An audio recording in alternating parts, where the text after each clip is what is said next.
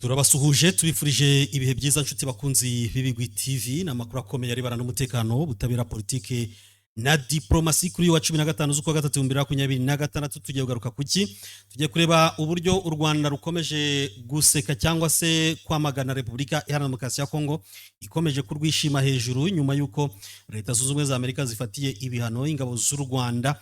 Ibyo turi buze kubigarukaho, turagaruka kuri raporo y'akanama gashinzwe kugenzura uburenganzira bwa muntu nyuma yuko ibitero bya drone bigabwe mu mujyi wa Goma.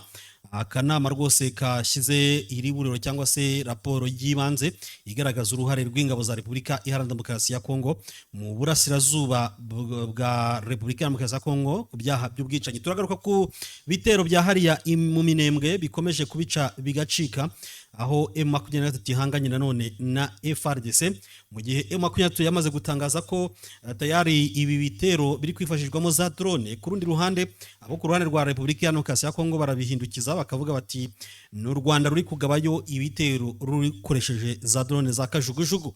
Mu gihe imibiri igera ku 10 yose cyangwa se irenga yavumbuwe mu nzu hariya Igoma. Ibyo byose turi buze kubigarukaho, ariko nanone turebe no ku bitero byagabwe muri Kivu ya ruguru cyangwa se muri Ituri, muri province ya Ituri, aho ahatwitswe amakamyo ni hariya muri teritwari ya Mambasa, ahatwitswe amakamyo menshi cyane ndetse n'amazu y'abaturage. Ibingibi Repubulika ya Demokarasi ya Kongo imaze kugira icyo ibitangazaho. Nitwa Jerome Munyentwari, Kevin Kwanga bw'ibyuma mu kanya gato turaba tugarutse, nimujye kure.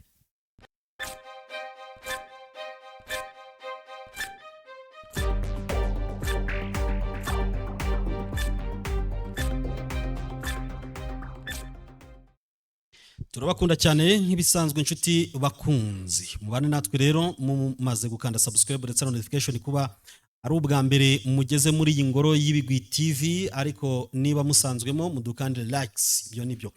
Hanyuma rero yitwa Julien Paluku Kahonja, uyahoze ari guverineri wa Kivu ya ruguru ndetse akaba ari ministre w'ubucuruzi bwo hanze ya Repubulika Iharanira Demokarasi ya Kongo, commerce extérieur. Aravuga ati la portée des sanctions américaines contre le Rwanda, ni nko kuvuga ngo ingaruka ziri buze kubyarwa n'ibihano bya Amerika yafatiye u Rwanda. Yabihaye nimero 007, donc yavuze ati ibyo bihano ni 007 byo ku itariki ya 15 z'ukwa gatatu 2026. Ibyo yashatse kututangariza nyine aravuga ngo les sanctions prises par le département du trésor de la OFAC, Office of Foreign Asset Control, le 2 mars 2026 marque un tournant historique pour la première fois. L'armée rwandaise est visée. Ngo muri make rero ibi bihano byafashwe n'akanama cyangwa se n'ikigo cya Leta Zunze Ubumwe za Amerika gishinzwe gucunga umutungo w'abanyamahanga ku ya 2 z'ukwa gatatu 2026 byabaye ibihano by'amateka bihawe ingabo z'u Rwanda mu mateka yazo, ni nabyo bya mbere. Ahita yinjira mu ngaruka rero, ibingibi ni by'u Rwanda rwamaganye ruramurira, ruvuga ati bite byawe kuki utokora umugogo uri mu ijisho rya mugenzi wawe wibagiwe uri mu ryawe. Ngo conséquences politiques, isolement et pression. Ati ingaruka za mbere mu bya politike nuko u Rwanda ruri buze kumera nkaho ruhejwe kandi noneho rushyirweho igitutu. Aravuga ngo ikiswe affaiblissement du leadership régional, ngo ubuyobozi bw'u Rwanda buri buze kuba bucika intege mu karere kose mu miyoborere. Ngo longtemps considéré comme le bon élève et le partenaire de sécurité privilégié de l'Occident, le Rwanda voit son image sérieusement incornée. Ngo nyuma yuko rwafashwe igihe kirekire nk'umunyeshuri mwiza kandi nk'umufatanyabikorwa mu by'umutekano rufatwa nyine n'uburengerazuba bw'isi, u Rwanda ngo rurimo rurabona neza cyane ko isura yarwo itangiye kwangizwa. Ikiswe crise de confiance, nuvuga ngo bari buze kurutakariza icyizere. Julien Paluku Kahonja aravuga ati les sanctions visent des piliers du régime comme les généraux Mubaraka et James Kambarebe 2024, cela met une pression directe sur le cercle restreint de Kagame pour modifier sa stratégie en RDC. Ngo igihugu kitakarijwe icyizere kandi ngo ibihano byahereye ku nkingi za mwamba cyangwa se ku mabuye akomeza imfuruka mu bajenerali bakuru uhereye kuri Mubaraka Muganga umugaba mukuru w'ingabo z'u Rwanda ndetse ngo na General James Kabarebe wahanwe mu 2024. Ibyo ngibyo rero ngo bikaba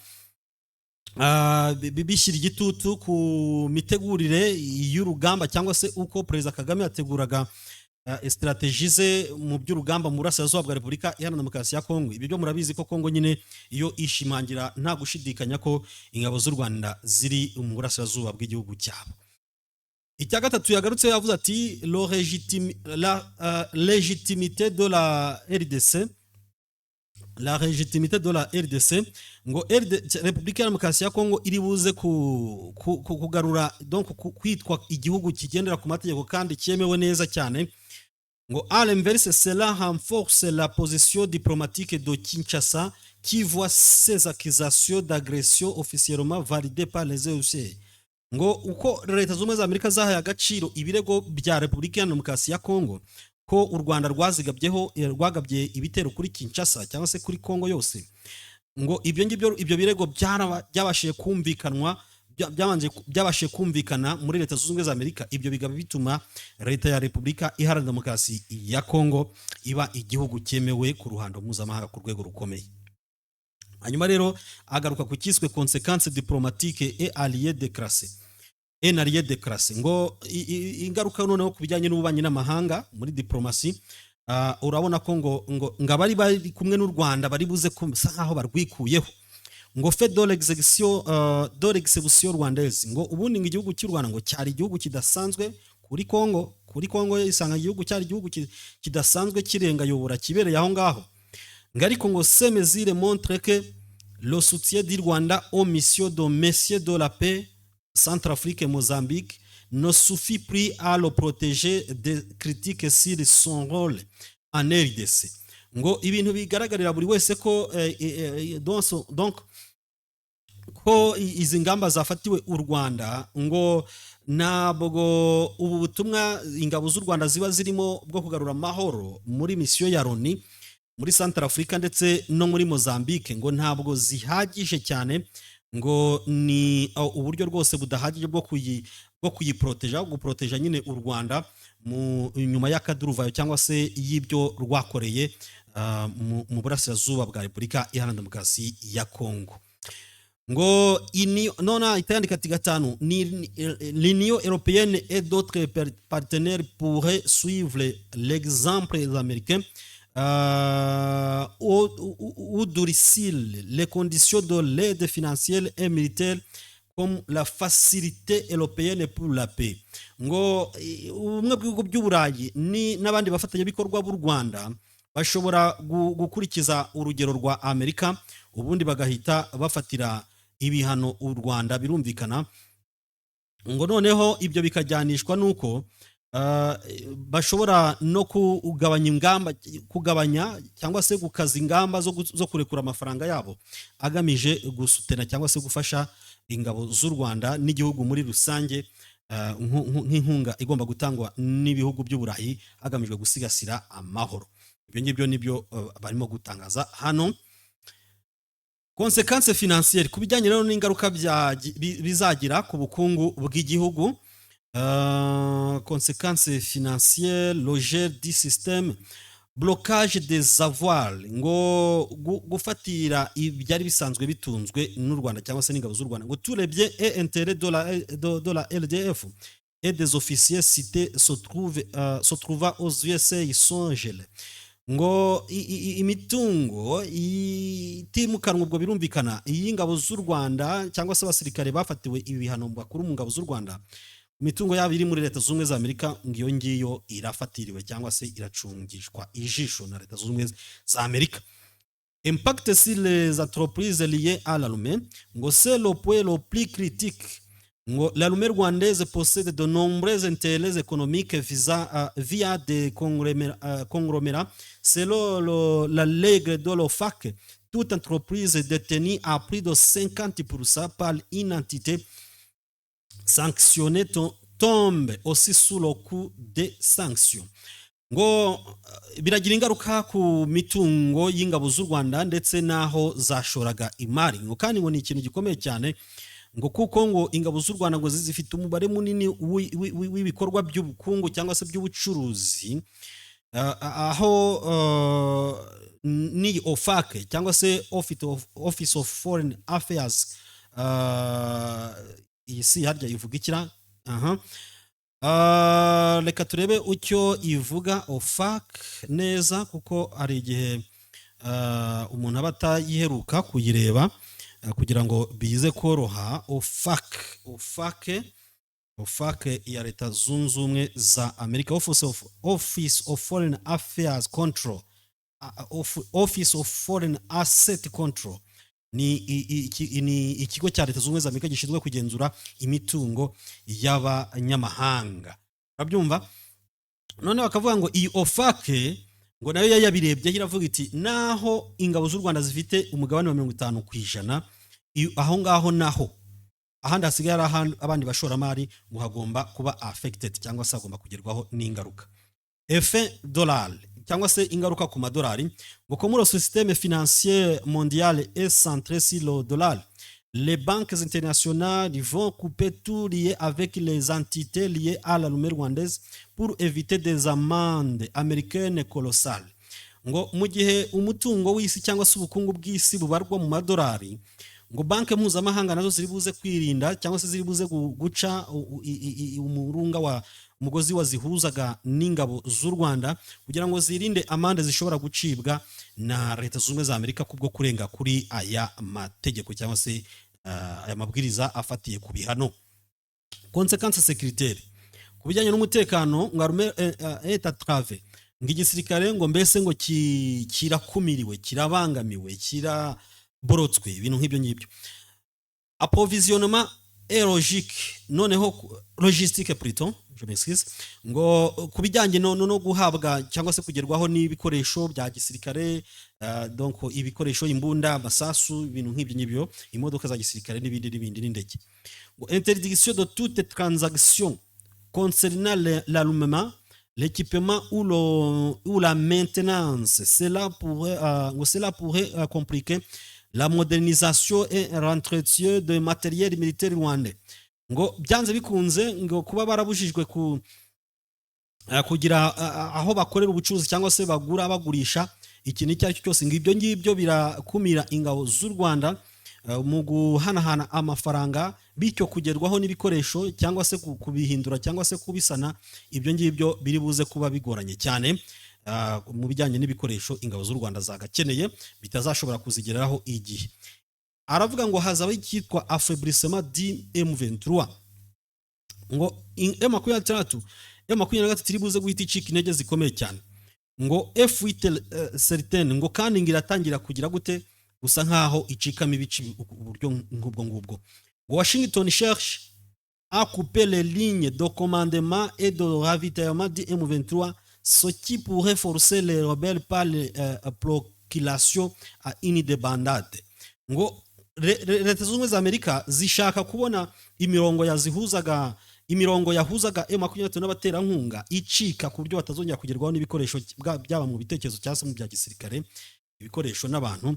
Ngibyo ngibyo rero bizatuma M23 icika intege hanyuma itsindwe birangire. Yitwa Julien Paluku Kahonja. Iyo uvuze Kahonja, General Sultani Makenga ahita avuga ati ya ntera hamwe nkuru, kuko we azi neza cyane kubwo General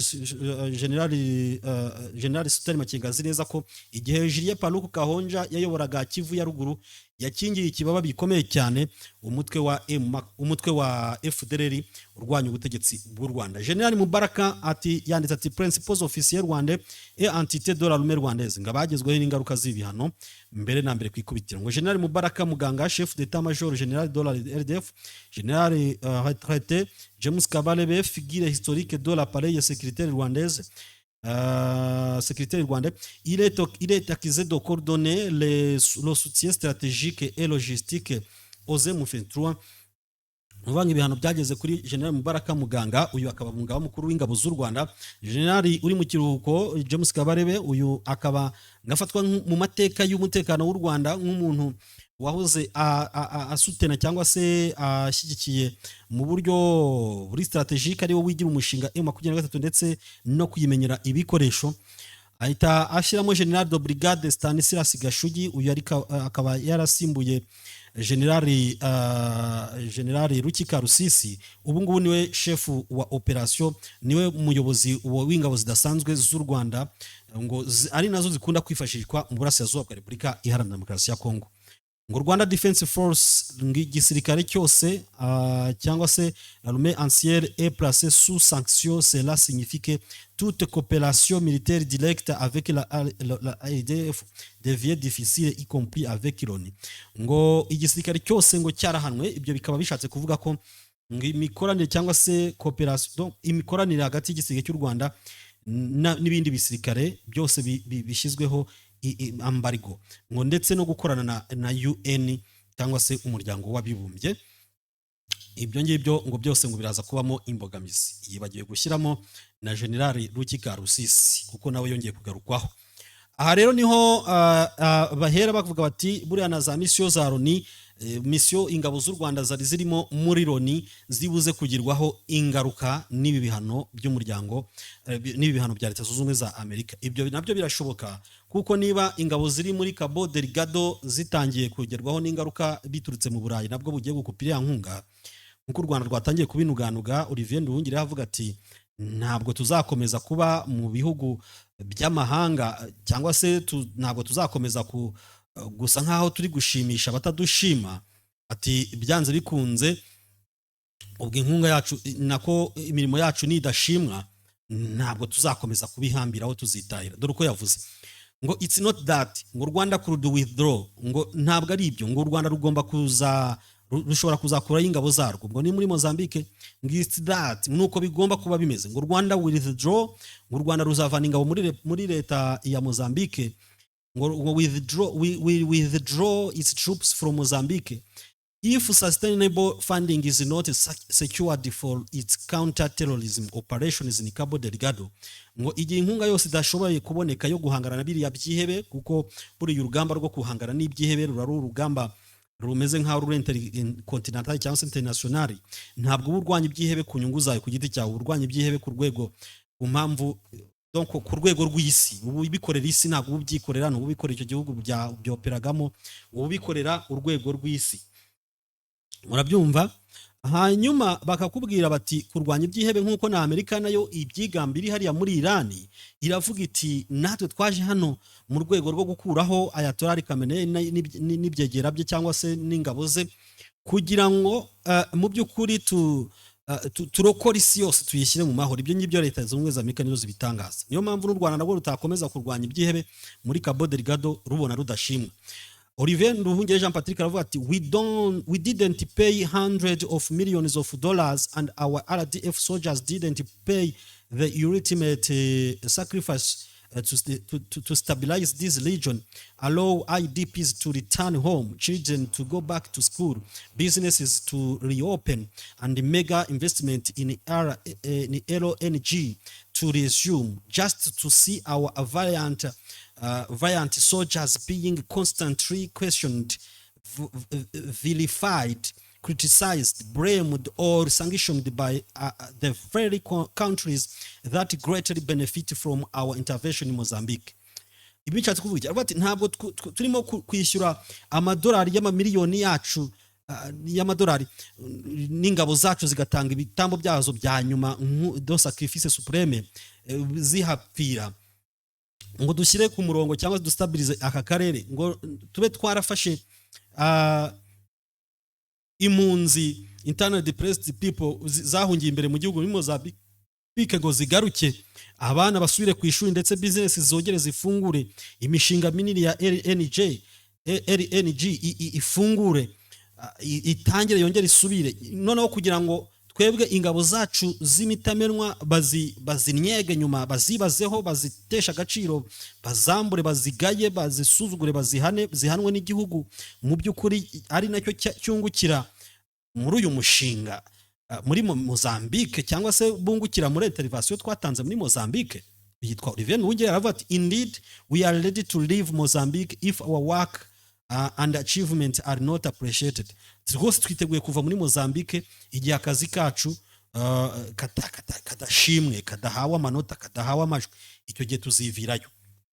Ubwo rero twe tubicometsemo kubera ko yabivuze. Ahangaha rero bakaba barimo kuvuga bati byanze bikunze na mission za Loni ingabo z'u Rwanda zirimo zizagerwaho n'ingaruka n'ibi bihano.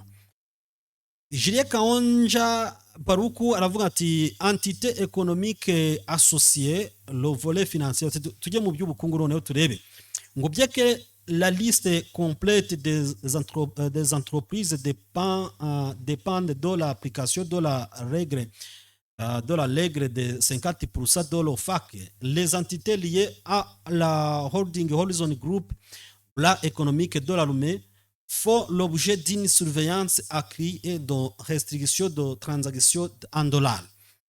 Ngo tugende mu bukungu turebe nkuko mu itegeko rya Amerika rivuga ko naho ingabo zifite 50% hazaba affecté ngo ikitwa holding Horizon Group ngo ni ikigo cy'ishoramari kinini cyane kimeze nk'ukuboko k'ubukungu kw'ingabo z'u Rwanda. Ngicyo nacyo kizagerwaho n'ingaruka zikomeye cyane, ngo kizagerwaho n'ingaruka zikomeye cyane kuko rwose ngo kizagerwaho n'ingaruka zikomeye cyane kuko kitazaba gishobora gutanga amafaranga cyangwa se guhemba mu madolari. Horizon Logistics ngo holding Horizon Group ngirimo za Horizon Logistics, Zigama CSS n'izindi. Ngo kuri Horizon Logistics baravuga ngo fournit un soutien logistique aux troupes étaient désormais isolées des réseaux de transport international. Horizon Logistics ngo icyo ikora ngitanga inkunga y'ibikoresho ku ngabo ndetse kandi ikaba iri buze kuba yaciwe ikiyihuza na rezo mpuzamahanga mu bijyanye no gutwara abantu. Nuvuga ngo ntishobora kwikorera imizigo iyitwaye ku ngabo ziri mu butumwa.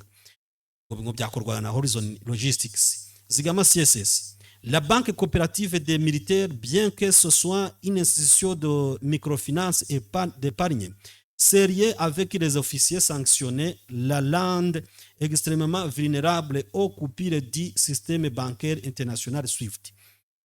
Ngo kuba Zigama CSS ari koperative yo kubitsa no kuguzanya cyangwa se koperative ya gisirikare, donc yaba ikigo cy'imari iciriritse cyangwa se cyo kwizigama, ngo kuba gifite aho gihuriye n'abasirikare bahanwe cyangwa se n'igisirikare cyahanwe, ngo byanze bikunze ngo biragishyira mu kaga ko kugikupira ikitwa SWIFT. Iyi ni software cyangwa se ni ikoranabuhanga rya Leta Zunze Ubumwe za Amerika rifasha amabanki guhanahana amafaranga. Ngo bazahita barikuramo rero l'impossibilité d'utiliser des cartes de crédit. Ngo ntabwo bazongera gufata donc amakarita ya crédit cyangwa se gufata inguzanyo. Ngo les cartes de crédit et de débit sont désactivées instantanément partout dans le monde. Impossible de payer un hôtel acheté en ligne. Ngo na izi karite z'ikoranabuhanga ukoresha uretira za ATM n'ikindi byose ngo ufatiraho credit, izo ngizo rwose ngo birashoboka ko bahise bazikupa ku isi yose ku buryo udashobora kwishyura nka hoteli cyangwa se ngo uyishyure online. Les ténèbres ne régneront plus bon dimanche. Ngo umwijima ntuzahoraho ukundi ngo icyumweru cyiza. Yitwa Julien Kaonja Paruku. Hanyuma rero bwana Olivier Jean Patrick Nduhungirehe, minisitiri w'ububanyi n'amahanga w'u Rwanda, aramucunga neza amaze kubisoma aravuga ati grâce aux sanctions américaines contre le Rwanda d'un côté, il est bien évident que toutes les questions relatives à la corruption endémique en République démocratique du Congo, à la captation de... Donc, bakatwite tubishyira mu Kinyarwanda kugira ngo twihute. Olivier Jean Patrick Nduhungirehe ahita avuga ati none ibyo bihano uratekereza ko byafatiwe u Rwanda bizahita bikuraho ruswa yabaye akarande muri Repubulika ya Demokarasi ya Congo, hanyuma se donc kwikubira ubukungu k'umuryango wa Tshisekedi muri Katanga na Luaraba bizavaho kubera ko ibihano byafatiwe u Rwanda, hanyuma se imitwe 250 y'abitwaje intwaro barimo gutanga amategeko mu burasirazuba no mu burengerazuba bw'isi nako bwa Kongo, iyo ngiyo nayo izasenyuka. Hanyuma se igisirikare kidashoboye cyamunzwe na ruswa kidashobora kurwana rwose nacyo kizaba kigize imbaraga. Hanyuma se ibura ry'imihanda n'ibindi bikorwa remezo by'ibanze bitubakiwe abaturage nyamara byagombye kuba bihari nabyo bizahita byubakwa kubera ibihano byafatiwe u Rwanda. Hanyuma sera kubura kw'ibikorwa remezo by'inzu cyangwa se inyubako zikoreramo ubutegetsi, inzego za leta muri Repubulika ya Demokarasi ya Kongo zidahari, nabyo bizahita byubakwa, muzahita mwivanayo mu rwobo murimo. Hanyuma se za discours cyangwa se imvugo z'urwango n'andi macunaguza cyangwa se andi mahohoterwa akorerwa abanyekongo b'abatutsi, ibyo nabyo bizahita birangira mu kanya nk'ako guhumbya yisemaje. Urumva rero Olivier Nduhungirehe yahise amusubiza aramubwira ati ibyo wishimira rwose ntaho bihuriye n'ukuri, ahubwo uzayamarira mu nda byanze bikunze, ikibazo cyawe ni hatari cyane. Olivier Jean Patrick Nduhungirehe. Reka rero twirebere ibya raporo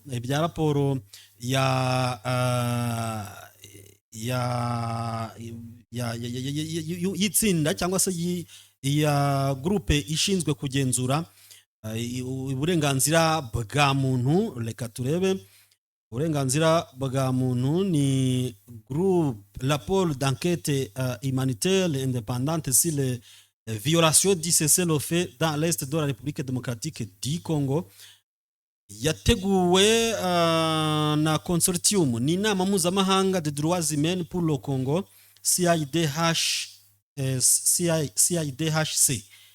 Yagarutse ku iraswa cyangwa se kwikoreshwa rya drone mu mujyi wa Goma no mu bindi bice muri Kivu ya ruguru na Kivu y'epfo, yanatwaye ubuzima bwa madamu Karine Bouisse, umufaransa-kazi wakoreraga ishami ry'umuryango w'abibumbye rishinzwe kwita ku bana UNICEF kuri uyu wa 11 tariki ya 11 mu mujyi wa Goma.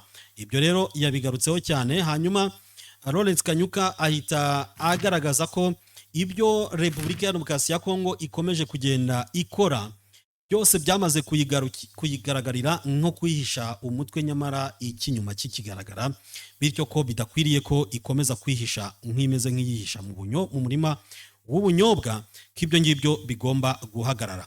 Reka turebere noneho ikiri muri iyi raporo muri makeya, turebe ipoe criminal yagiye igarukaho. Présentation du consortium, none abagize donc présentation bayikoze mu buryo bwa PowerPoint bugezweho, bagenda bagaragaza ibice bagiye barebaho. Nk'ubu ngubu bavuze bati force militaire et combattante milice mercenaire, mu nyuguti ntoya muri buze kutwihangana. Les informations recueillies par le CIDHC indique la présence de plusieurs composantes armées opérationnelles dans la région du côté de la coalition gouvernementale.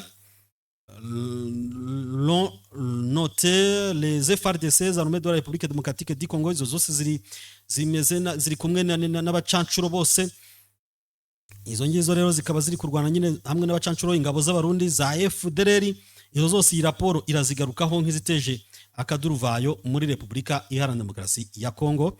Avuga ati rwose ibingi bigomba guhagarara. Bagarutse ku gitero cy'Igoma cyahitanye madamu Karine Bouisse, bagaruka ku cyitwa enquête sur ngo le matin du 11 mars 2026, une mission d'enquête de consortium international des droits humains pour le Congo CIDHC s'est lundi dans le quartier Katindo Gauche, l'un des secteurs densément peuplés de Goma, en fait de constater la situation sur le terrain et de recueillir des témoignages directs des habitants affectés par les récents incidents militaires suite au bombardement par drone du quartier. ubwo bagiye bakoresha inyuguti ntoya cyane ku buryo kandi mu buryo buri video ku buryo kubisoma bisa nkaho bigoranye cyane. Bagaruka ku rupfu rwa Carine nyine. Hanyuma ahangaha reka tukomeze turebe izindi banye chronique de l'attaque dusubira inyuma gato ya chronique de l'attaque de Katindo gauche à Goma. Byagenze bite? Reka turebe raporo nini cyane page zigera kuri 20 na zingahe. Turebe muri conséquences de l'explosion byateye iki. La mort immédiate de l'une des victimes à la personne de Madame Carine Bouisse souligna la gravité et l'intentionnalité de l'attaque sur un individu civil et pas engagé dans des activités humanitaires. Les corps de deux autres victimes annoncées n'ont été physiquement identifiés. Ni ukuvuga ngo iyo mibiri y'abandi babiri bishwe, iyi kipe ya CH ngira ngo ntabwo babashije kuyibona, ntabwo bayiboneye n'amaso yabo. Ubwo birinze kuvuga imirambo batabonye, ariko wa Carine ubwo barawubonye. Hanyuma baravuga bati ntabwo twawubonye.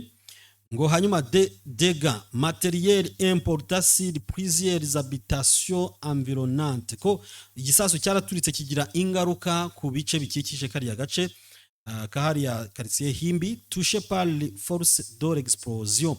Ngo byagezweho na za ekara cyangwa se na za fragment.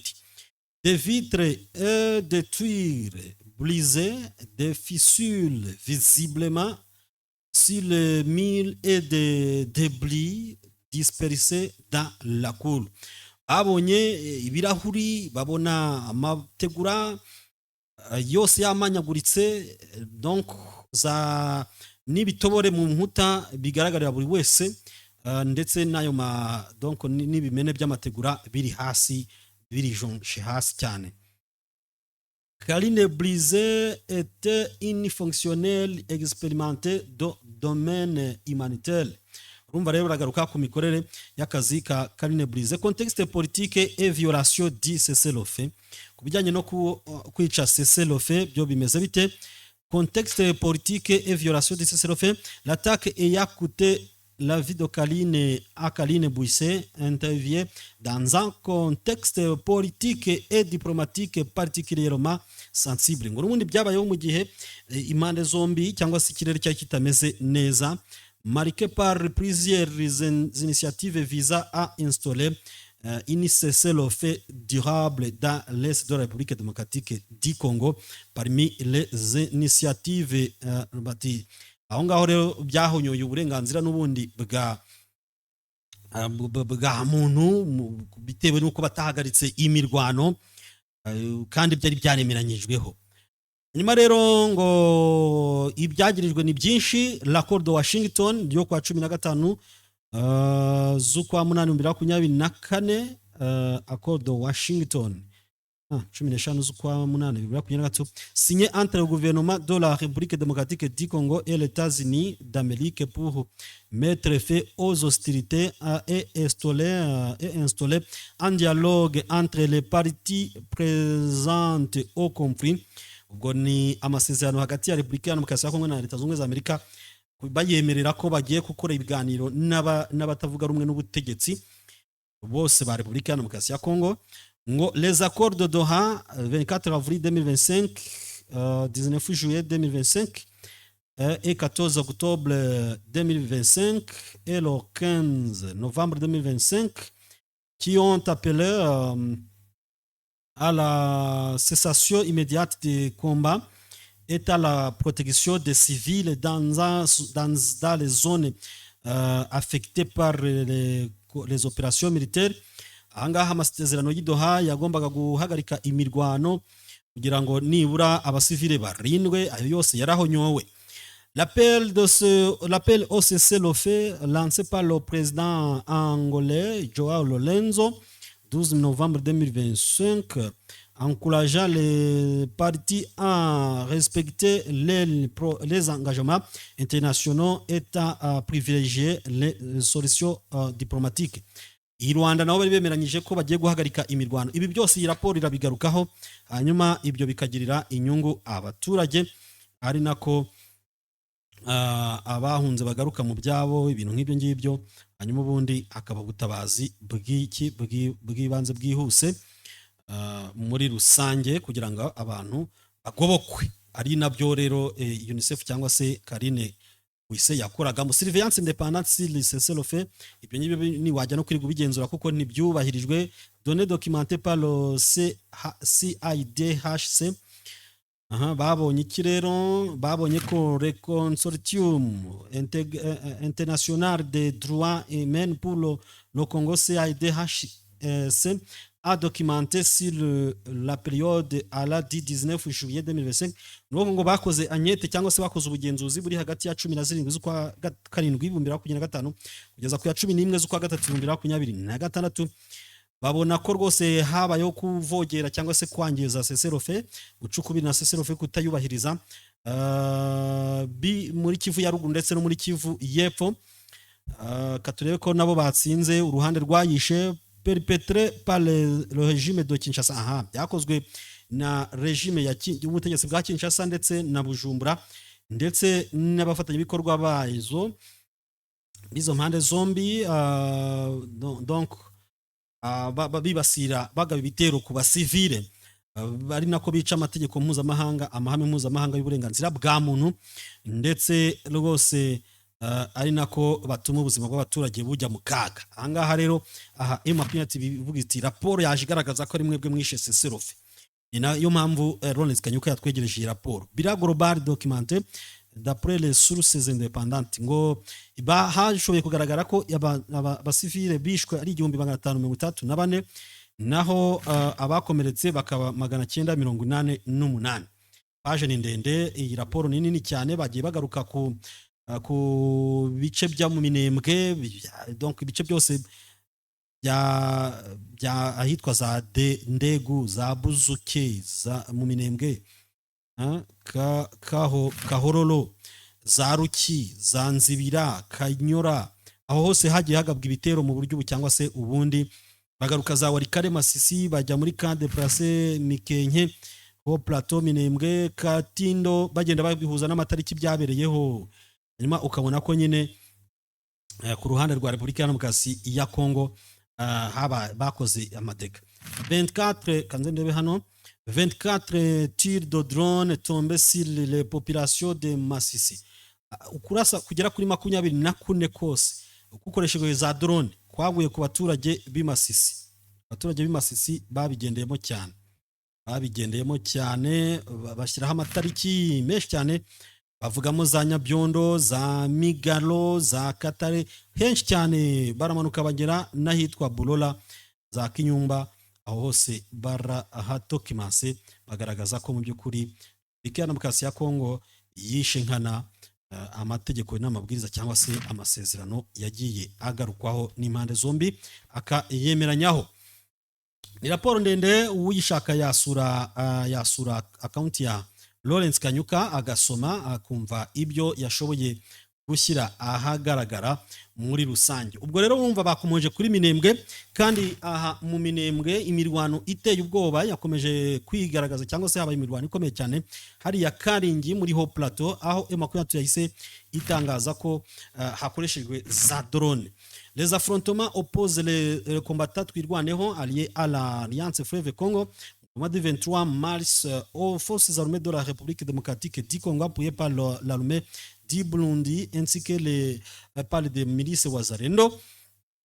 M23 turumva yiriwe ihanganye na coalition bahanahana cyangwa se basuhuzanya mu buryo bwo kurasana. Ubwo niko basuhuzanya abakomando. Icyayi cya mu gitondo baragihana, ngo iyo bafunguye umuriro ku wundi, umwe agafungura umuriro ku wundi, icyo gihe ngo bamuhaye icyayi. Niko bakunda kuvuga ngo akiri icyayi somaho, bakamusomeshaho amucyura kwa Nyagasani. Barasanye rero birakomera, imbunda ziremereye ndetse n'iziciriritse muri aka gace zumvikanye muri Haut Plateau, hariya byari bimeze nabi cyane. Nyuma rero mu gihe M23 yahise itangaza iti igitero cyari injyana muntu kandi kibasiye ibice bya Minembwe. Ako kanya abandi bo ku ruhande rwa Repubulika Iharanira Demokarasi ya Kongo bo bahise bitanguranwa, nabo baravuga bati igitero kandi ari mwebwe mwakigabye mufatanyije n'abafatanyabikorwa bahanyu. Ibaze ati mwakoresheje za drone, kuko Lawrence Kanyuka yavuze ati ku isaa 11 z'igitondo kuri wa 15 ku cyumweru z'ukwa gatatu 2025 ingabo za leta ya Kinshasa zirashe mu bice bituwe n'abaturage Karingi na muri Minembwe hifashishijwe za drone kamikaze. Kandi ibi bitero birimo kwica ubuzima, byatwaye ubuzima bwa benshi, abaturage byabashize mu kangaratete, abandi bahunze bagize ubwoba bwinshi cyane. Baravuga ati rwose ibi bitero biri kwibasira abasivile birimo birangiriza amategeko mpuzamahanga arengera kiremwa muntu, ndetse n'ukuntu amahanga yacicitse adakwishaka gukomeza kutwitaho no gucunga uburyo barimo kudukorera ibya mfurambi. Ruhande rwa Repubulika Iharanira Demokarasi ya Kongo rero abayishyigikiye bahise nabo bavuga bati lekada igitero ntabwo ari ingabo za Repubulika Iharanira Demokarasi ya Kongo zakigabye, ahubwo cyagabwe na M23 bafatanyije n'ingabo z'u Rwanda. Ngo RDF forces is attacking FARDC in Karingi village. They are using drones and heavy weapons. Population is under heavy attack of Rwandan forces in the area controlled by the government forces. Ngo ingabo z'u Rwanda ngo ziri kumwe ngo na M23 zagabye ibitero muri village Karingi muri Minembwe, ngo kandi rwose ngo barimo bakoresha za drone n'imbunda ziremereye barasa ku baturage muri ibi bice bigenzurwa n'ingabo za Repubulika Iharanira Demokarasi ya Kongo. Urumva rero ni nko gusigana, ngo guterana ibise cyangwa se ubuse cyangwa se kwitana ba mwana bavuga ngo ninde ugenzura. Niba Karingi igenzurwa na M23 ubwo FARDC niyo yagabye ibitero, niba igenzurwa na FARDC ubwo M23 niyo yagabye igitero, kuko nta ruhande rushobora kwigabaho igitero mu gihe rwaba ari rwo ruhagenzura. Ubwo rero barimo baragenda baterana amagambo mu buryo ubu cyangwa se ubundi bavuga bati byanze bikunze ni mwebwe muri kugaba ibitero karundura. Reka twigarukire mu mujyi wa Goma tubabwire ko ahangaha habonywe imirambo igera ku 10 cyangwa se inarenga y'abantu babonywe kuri uyu wa gatandatu, babonywe kuri uyu wa gatandatu hafi y'ahitwa Katindo, mu kigo hafi y'ikigo cya gisirikare cya Katindo Igoma muri Kivu ya ruguru. Murabyumva igitero ibyo birimo kugaragazwa ahangaha byagaragajwe ubu ngubu, ariko byabonywe ku itariki 22 z'ukwa kabiri 2023. Kuki bya byaratinze kwandikwa? According to some local sources, these bodies show the signs of bullet impact. Ngo iyo mibiri yabonywe rero ngo biragaragara ko yarashwe cyangwa se abishwe barashwe. Video widely circulated on social media show bodies piled up in a unfinished house, causing unprecedented shock among the population of this volcanic city. Ngo babonywe mu kizu kitagira abantu barimwo batabwe cyangwa se bashyinguwe, kandi bigaragara ko barashwe, bitera ubwoba abaturage bo muri uyu mujyi uturiye Ikirunga. Nkuko rero amajwi nanone yagiye hanze abitangaza, abitemwanya cyangwa se bitangaho ubuhamya, yanyuze kuri za WhatsApp n'ahandi hose, na aratuma donc uruntu rwarazamutse hagati yo kuvuga ngo ese ni FARDC yabishe cyangwa ni M23 yabishe, mbese ngo n'urujijo. One of the voice notes mentions young people found by M23 rebels in a place where they were consuming cannabis and alcohol which illegally led to their execution. Ngo amajwi ya mbere ngaragaragaza ko ngo donc hari umurambo wabonywe na M23 ngo aho ngo ngo marshals young people found by ngo abo bajene bari babonwe na M20 mbere yuko bicwa, babonywe na M23 ahantu bari barimo kwinywera urumogi n'ibiyobyabwenge, hanyuma bituma M23 ngibica. Urabyumva? However, other local sources suggest the possibility of forced recruitment attempt gone wrong, which the young people resisting. Ngo babasabye noneho ngo kugira ngo birashoboka ko babasabye kujya mu gisirikare, hanyuma icyabayeho barabyanga, ubundi bavuga ati none se namwanze gutabara, mwanze kumenera igihugu amaraso murakime imbwa zirayanywera ubusa. These sources also claim that the neighborhood was cordoned off all night by M23 rebels, which laid on homes where some young people were allegedly abducted and taken to the field where they were reportedly shot. Ngo icyo gihe bahagise bahagota, donc agace barakaziguza ijoro ryose ku buryo noneho batajya no kugaba ibitero mu ngo z'abantu, hanyuma bamwe mu basore barashimutwa barafatwa babazana aho ngaho babarasiye andi masources cyangwa se andi makuru bavuga ko ahubwo bagose urusisiro rwose, hanyuma bararufata barujyana, abasore barimo cyangwa se ubwo rubyiruko bararufata barujyana muri ranza barimo babicira. In this chaotic context, young girls were also reported victims of sexual abuse. Ariko muri icyo gihe nanone abakobwa inkumi bahise baba victime cyangwa se bagezwe n'ingaruka zo gufatwa ku ngufu. Currently, the residents of the Katoyi district in the community of Karisimbi are terrified by this macabre discovery.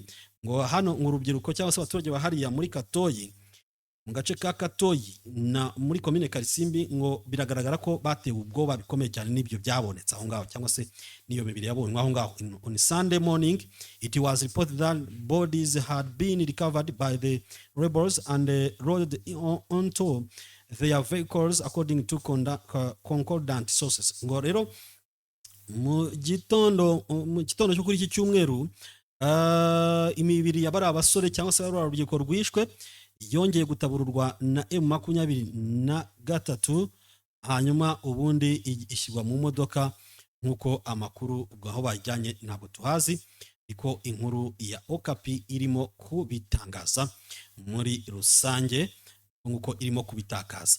Reka tujye ku gitero cyahariya muri Mambasa, aho attaque armée contre un site minier de position de l'armée à Mambasa. Ni igitero cyagabwe ku birombe by'amabuye y'agaciro ndetse no ku position za gisirikare i Mambasa, dans la province d'Ituri, dans le nord-est de la démocratique Republic of the Congo. Des hommes armés affiliés à l'Islamic State ont mené une attaque dans le territoire de Mambasa visant à la fois des intérêts miniers et des positions des forces armées de la République démocratique du Congo. Aho i Mambasa rero abitwa ba IDF, ubwo ni abo ngabo Islamic State terrorist, bagabye igitero ari i Mambasa bagamije gusahura amabuye y'agaciro mu kirombe cy'amabuye y'agaciro ndetse no kuri position z'ingabo za Repubulika Iharanira Demokarasi ya Kongo. Nk'uko rero amakuru ava hariya abitangaza, icyo gitero baravuga ko cyatumye abagabye igitero babona imbunda cyangwa se bafata ibikoresho bya gisirikare nyuma y'uko bamashe kurwana n'imbaraga za gisi cyangwa se n'imbaraga za guverinoma n'ingabo za leta. Murabyumva? Le 14 mars 2026, ubwo nuko umunsi w'ejo nyine birumvikana, une délégation des FARDC est tombée dans un embuscade près du village de Penge. L'attaque a coûté la vie à un capitaine et à plusieurs soldats, selon des informations rapportées dans la région. Nous voyons capitaine wa FARDC bahise bamunywa ako kanya murambushe kuri uyu wa gatandatu 14 z'ukwa gatatu 2026 bahise bamwibikaho neza cyane kapitene hariya Ipenge baramwica. La zone de Muchacha où opère la société minière chinoise Kimia Mining figure parmi les secteurs les plus touchés par ces violences. komine ya Mucaca hariya ni ahantu hari ikirombe cy'amabuye y'agaciro cy'abashinwa cyiswe Kimia Mining. Aho ngaho rwose hakunda kwibasirwa n'ibitero bikomeye cyane bya ADF.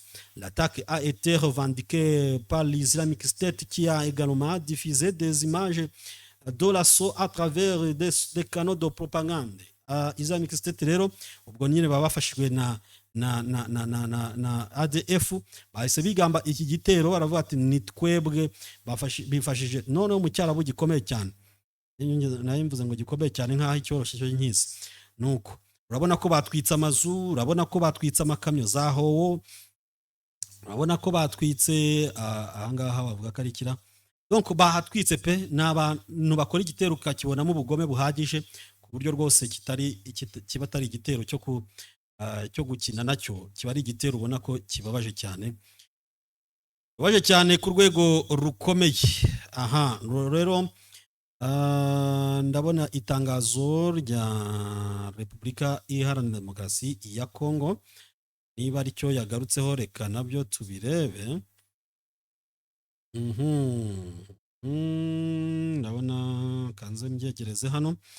Banditse bati communiqué, le gouvernement condamne l'attaque terroriste perpétrée contre les sites miniers de Mucaca en Ituri et réaffirme la détermination des FARDC à éradiquer les groupes terroristes. Vango Repubulika ya Demokarasi ya Kongo ibabajwe bikomeye n'igitero cy'iterabwoba cyabaye hariya Mucaca muri Ituri. Nyuma bakaba bizeza isi yose ko bagiye gukora ibishoboka byose bakagira gute, bakahashya izi inyeshyamba cyangwa se bagahashya iyi mitwe yitwaje intwaro ikomeza gufunyanga imibereho y'abaturage cyangwa se imibereho y'ingabo z'igihugu. 15 z'ukwa gatatu 2026 Kinshasa, guverinoma ya Repubulika ya Demokarasi ya Kongo iramagana igitero cy'iterabwoba cyabaye ku ya 11 na 12 z'ukwa gatatu 2026 kuri site minieri donc za Mucaca hariya muri teritwari ya Mambasa, province ya Ituri. Igitero kigambwe n'umutwe wa Islamic State hicicemo benshi, gitwika inyubako nyinshi ndetse gituma abaturage bahunga ari benshi. Guverinoma ya Repubulika Iharanira Demokarasi ya Kongo ikaba yihanganishije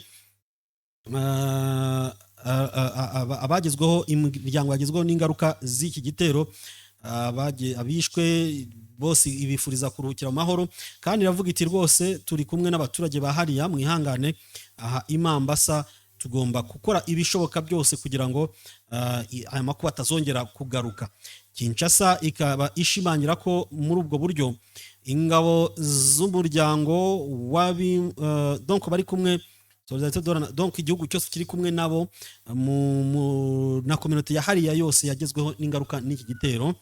Birumvikana guverinoma ya Repubulika Iharanira Demokarasi ya Kongo ikavuga iti rwose turashima ubutwari bw'ingabo z'igihugu FARDC zahise zikurikirana iki gitero zigahita zicecekesha cyangwa se zigashyira ku ruhande uyu mutwe witwaje intwaro muri aka gace, bakahagarura ubutegetsi bwite kandi bagakora ibishoboka byose bakahumuriza abagezweho n'ingaruka.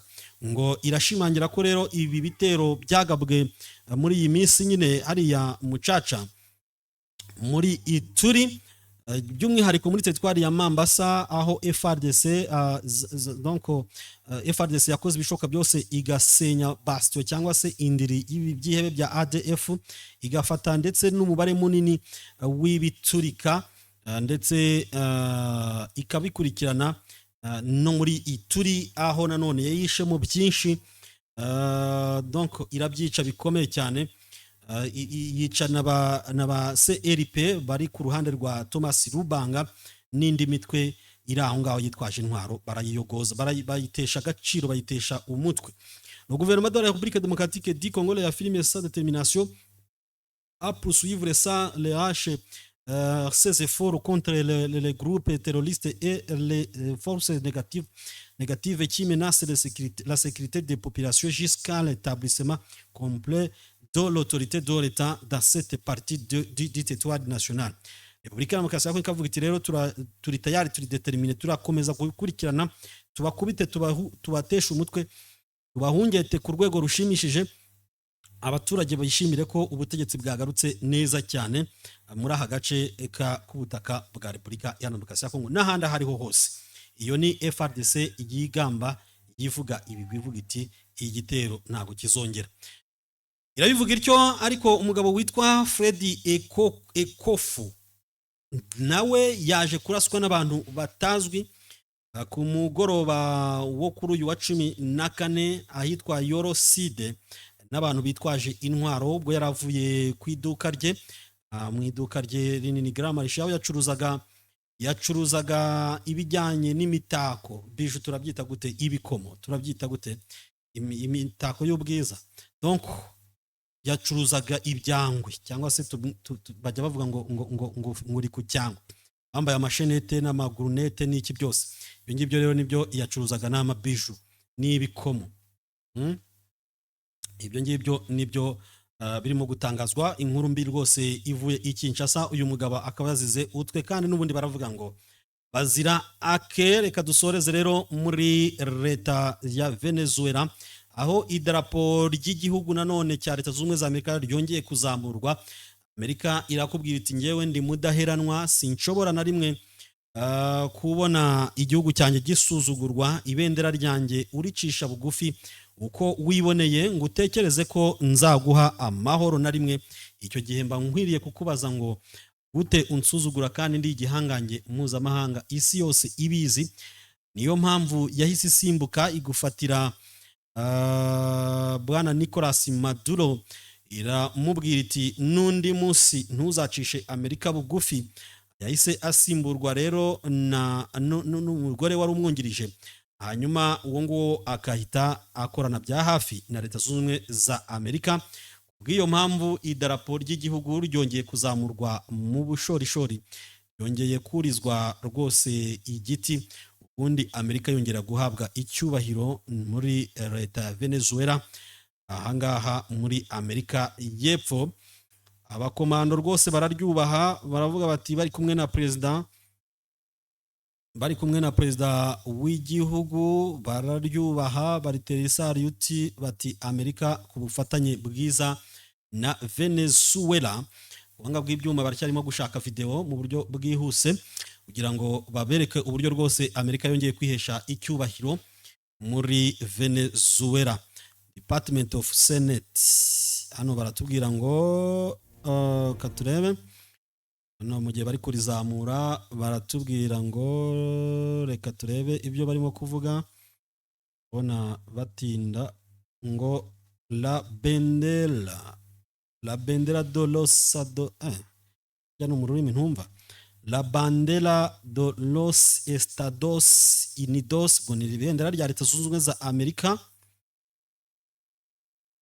Lo presenta la posibilidad, cyangwa se riragaragaza ubushobozi, cyangwa se kuba bishoboka iki no banditse ngo iki, esperanza bigomba kuba ari icyizere, ne esperance n'ubundi icyizere cyuko ya la libertad, ngo habaye ukwibohora. Ubwo ni Department of State, United States of America. Uyu mudamu ni n'umunyamerika kazi rero avuga ati representa el sacrificio, representa, donc bikagaragaza ubwitange la licha, ubwo ni la lita, ni donc urugamba Amerika yarwanye, y la superación dos desafíos insuperables. Nga birananiye cyane kabisa, ururimi ruri hariya ni urwo ngurwo, ngo los marines de los Estados Unidos, ngo ingabo za marine nyine za Leta Zunze Ubumwe za Amerika nizo zarizamuye lo saben major Keda Nadie. Ubwo n'abandi mwisemurire, ndimo ndagerageza udushoboka two ntekereza ko ari Igifaransa cyagiye muri urwo rurimi. Izado de la bandera hoy, muvuga ngo kuzamura ibendera nyine, akaba yongeye kuzamura simboliza, cyangwa se ikaba bisobanuye to do lo que lo espera a los pueblos, ko rwose icyizere rwose kigarutse hagati ya repubulika zombi ya Venezuela n'iya Leta Zunze Ubumwe za Amerika. Venezuela ya de Estados Unidos de los nyine harakabaho Amerika na Venezuela. Nibyo ngibyo, reka dusoreze aho ngaho. Twari tugerageje kugira ngo tusoze amakuru tunabaryongoreramo gakeya, ururimi ntabwo turwumva ariko twagerageje ibyo dushobora gutekereza ko ibyo bari kwandika. Hanyuma rero tubashimire Kevin Rukanga bw'ibyuma, turi buze kugaruka. Njye nitwa Jerome Munyentwari.